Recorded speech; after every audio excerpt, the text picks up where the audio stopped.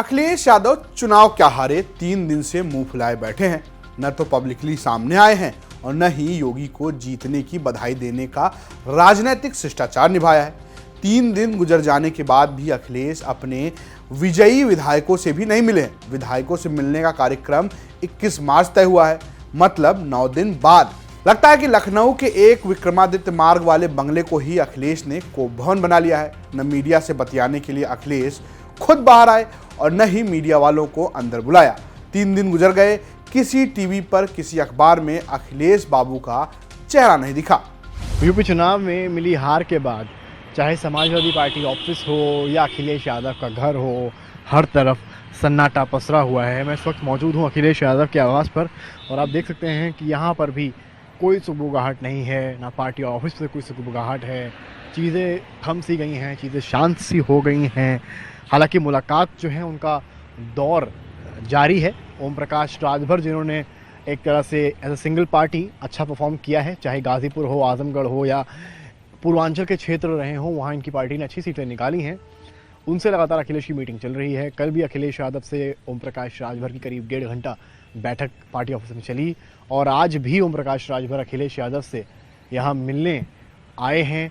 तो लगातार बैठक चल रही है। बैठक में जो निकल कर आया है ओम प्रकाश राजभर के द्वारा बताया गया है यूपी तक को कि जो रीजंस थे हार के, क्यों हारे, कहाँ पर कमी रह गई, उस बारे में चर्चा हुई है और कैसे बेहतर करना है आने वाले टाइम में। क्योंकि सीटें अच्छी निकाली हैं पार्टी ने, ऐसा अखिलेश सोचते हैं, ऐसा पार्टी सोचती है, तो कैसे उसको और उसमें बढ़ोतरी करनी है, इस बारे में चर्चा हुई और इस तरह की चर्चा लगातार जारी भी है। इसके अलावा 21 मार्च को एक पूरी बैठक बुलाई गई है जिसमें जीते हुए सारे विधायक यहाँ पार्टी ऑफिस में आएंगे और अखिलेश यादव से चर्चा करेंगे कि आगे चीज़ों को कैसे ले जाना है, जिससे पार्टी की छवि और कहीं ना कहीं जो एग्जिस्टेंस है जिसकी लगातार हार के बाद चर्चा हो रही है वो उत्तर प्रदेश में बनी रहे। अखिलेश 7 चुनाव लड़ने वालों से जरूर चुनावी नतीजों के बाद मिले। सुहेलदेव भारतीय समाज पार्टी के ओम प्रकाश राजभर और महान दल के अध्यक्ष केशव देव मौर्य के साथ लंबी बैठक की।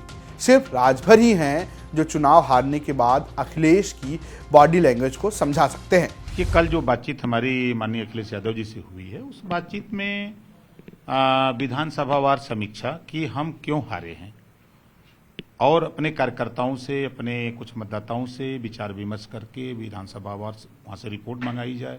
फिर इस रिपोर्ट पर हम लोग बैठ करके मंथन करके उसमें क्या चीज़ें छन के आ रही हैं, उन चीज़ों पर हम लोग फोकस करके 24 की तैयारी किया जाए। इन सब चीज़ों पर कल हम लोगों ने बैठ के बातचीत की। 10 मार्च को सुबह 8 बजे जब वोटों की गिनती शुरू हुई तो उसके 2 घंटे के भीतर सुबह सुबह करीब 10 बजे तस्वीर साफ हो गई।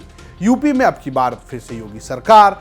अखिलेश चुनाव तो अच्छा लड़े लेकिन इतना अच्छा नहीं लड़ पाए कि सत्ता तक पहुंच जाते।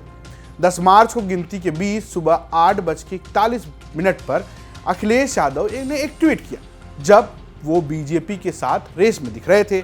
अखिलेश ने लिखा, इम्तिहान बाकी है अभी हौसलों का, वक्त आ गया है अब फैसलों का। इस ट्वीट के बाद अखिलेश के हाथ से बाजी ऐसे निकल गई, वापस ही नहीं आई। 11 मार्च को अखिलेश ने ठीक 24 घंटे बाद 8:28 पर फिर एक ट्वीट किया। इस ट्वीट में योगी को बधाई जैसा कुछ नहीं था। यूपी की जनता को सीट 2.5 गुना बढ़ाने और वोट प्रतिशत 1.5 गुना बढ़ाने के लिए हार्दिक धन्यवाद जरूर दिया। अखिलेश ने हुंकार भी भरी कि बीजेपी को डैमेज किया जा सकता है। कुछ घंटे के बाद सुबह 11:04 पर अखिलेश ट्विटर पर प्रकट हुए। बधाई सिर्फ सपा गठबंधन के विजयी उम्मीदवारों के लिए थी। बधाई देते हुए नेतृत्वकर्ताओं की हैसियत से विजयी विधायकों को जिम्मेदारी का एहसास कराया, फिर खामोशी ओढ़ लिए। सारे ट्वीट एक ही इशारे कर रहे हैं कि अखिलेश हार के बाद बेहद हताश और निराश नहीं, नाराज भी हैं। चुनाव के नतीजे उम्मीदों को बिल्कुल विपरीत निकले। अखिलेश बीजेपी से नाराज हैं, बीजेपी के हाथों से चल रहे प्रशासन से नाराज हैं, मीडिया से नाराज हैं और तो और अखिलेश की नाराजगी ईवीएम मैनेजमेंट को लेकर चुनाव आयोग से भी कम नहीं है। बीजेपी नेता चुनाव जीतने से पहले विपक्ष वालों के मजे ले रहे थे कि चुनाव बीजेपी जीतेगी और विपक्ष ईवीएम पर हार का ठीकरा फोड़ेंगे। 2 गाड़ियां क्यों भागी? अगर कोई चोरी नहीं थी, प्रशासन ने, सिक्योरिटी ने इतना इंतजाम क्यों नहीं किया? इतनी फोर्स है अभी इलेक्शन की फोर्स गई नहीं है यूपी से, तो आखिरकार अधिकारी क्यों नहीं कर रहे थे?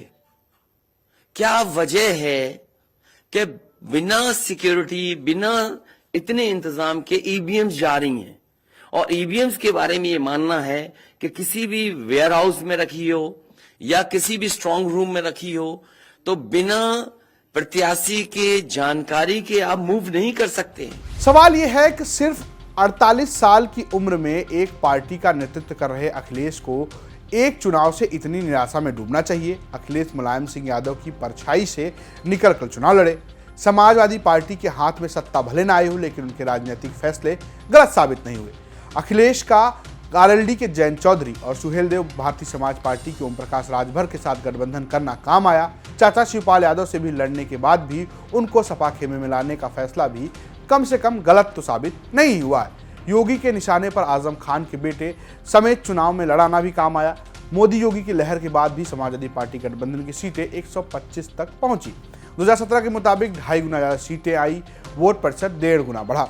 अखिलेश मान रहे हैं कि बीजेपी की सीटों को घटाया जा सकता है और बीजेपी का ये घटाव निरंतर जारी रहेगा। लोग मान रहे हैं कि अखिलेश हार कर भी जीत गए, इसलिए अखिलेश तो हार के न तो बहाने ढूंढे हैं न तर्क गढ़ने हैं। फिर अखिलेश देश का सामना करने की हिम्मत क्यों नहीं जुटा पा रहे हैं? ये स्टोरी आपके लिए लिखी थी हमारे सहयोगी रूपक ने और स्क्रीन के सामने प्रस्तुत किया है मैंने, रजत ने। तमाम बड़ी खबरों के लिए देखते रहिए यूपी तक। नमस्कार।